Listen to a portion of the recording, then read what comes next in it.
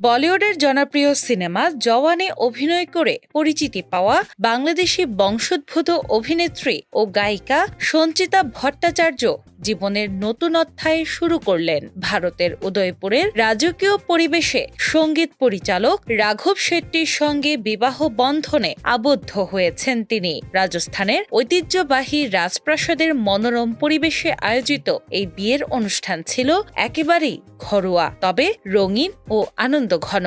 ঘনিষ্ঠ বন্ধু ও পরিবারের সদস্যদের উপস্থিতিতে সম্পন্ন হয় বিয়ের আনুষ্ঠানিকতা। তবে এই আয়োজনে ছিল বলিউডের ছোঁয়াও। জওয়ান সিনেমার সহশিল্পীদের অনেকেই উপস্থিত ছিলেন এই আয়োজনে, যা পুরো অনুষ্ঠানকে আরো প্রাণবন্ত করে তোলে। বিয়ের দিন সঞ্চিতা বেছে নিয়েছিলেন একেবারে সাবেকি বাঙালি সাজ।